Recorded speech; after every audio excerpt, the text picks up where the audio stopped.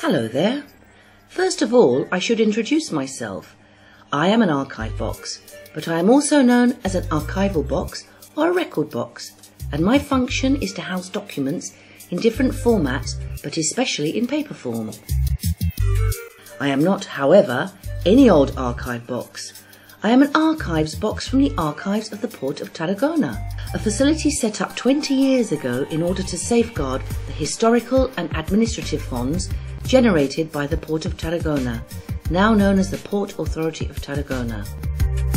I would like to explain in the clearest and simplest way I can the actual journey made by administrative documents initially generated in the administrative offices of the Port Authority of Tarragona up till when they are transferred to the Port Archives. This journey is called the life cycle of documents. Shall we begin? My inseparable companions, the documents, are created in an office in response to a specific need, to register a particular business transaction or operation, or to attest to a decision or a given order. Normally, an administrative document does not exist as a single unit, but is accompanied in its life cycle by fellow documents, which have the same characteristics or format. Sometimes they are identical apart from the distinct information they contain. Then they are called a record series. At other times, the documents are different from each other, but are filed together, often resulting in them becoming commonplace. 5 years after an original document is created, its currency comes to an end, that is to say, its first record age. At the first age, the current record is still active, being taken in and out of its box while moving round from office to office. After this, the second stage begins for the document. This is the intermediate record age of a document's life cycle. It is at this point when documents which are more than 5 years old can be transferred to the intermediate age records. And how are these documents transferred? Inside an archive box, of course, that is to say, inside of me.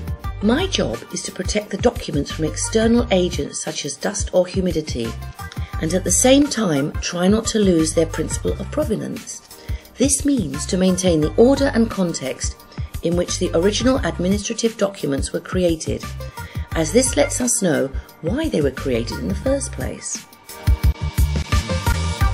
When transferred to the intermediate filing records, archivists carry out a series of procedures such as carefully checking that each box file contains the documents which the administrative workers have specified on the accrual.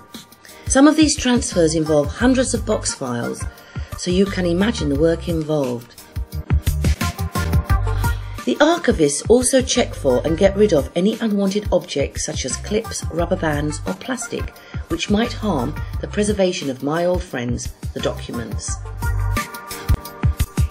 Once this is done, a corresponding registration number is given to the documents, assigning them a place inside the main box classification system. This is the basic work tool used by archivists, giving them a clear idea of the historical background of each archive box. After this, we the archive boxes are moved to a storage area where we are put away alongside our companions. And all this in the digital age when one imagines that paper records would be electronically digitised. Here we wait until we are needed by an administrative worker from the Port Authority of Tarragona, who has to check or query some data that some of our records might hold. Better still, if we are lucky, we might form part of a historical document. Historical archive boxes are kept permanently. Just imagine being such a historical document and having the chance of being studied by a researcher interested in the history of the Port of Tarragona. However, to be classified as a historical document is a difficult road for all documents to go down, as it will take an awful lot of storage space to store away all the documents generated in the world. That is why our archivist friends use a documental record schedule, an administrative document management and assessment system devised by committees of academics and scholars. It is against this that the document series are looked at, classified and assessed. A final decision is then made according to the given criteria in the system to either permanently select or eliminate the documents.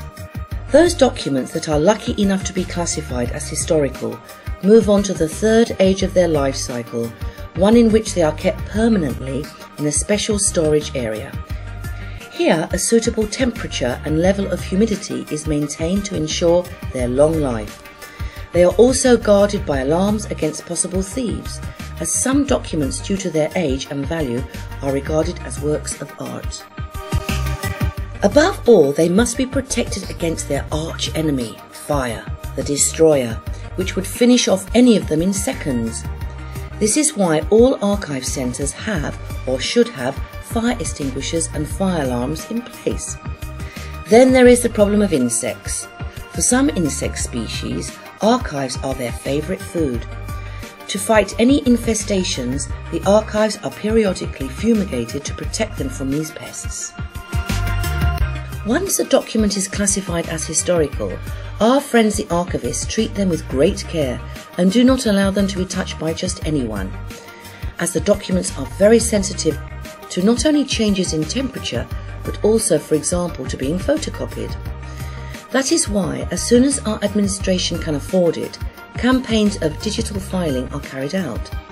This means that identical copies of records are created electronically, allowing them to be viewed easily without the original documents having to be touched. However, at the same time, thanks to a worldwide revolution in digital filing having taken place, just by going on the internet, millions of people living anywhere on this planet can access and browse through any of these records online at any time. Just imagine. This then is all I wanted to explain. I hope from now on, when you hear about the life cycle of documents, of the 3 ages of documents, the archives of the Port of Tarragona, or any other archives, you will have a much clearer idea of exactly what that involves. See you soon!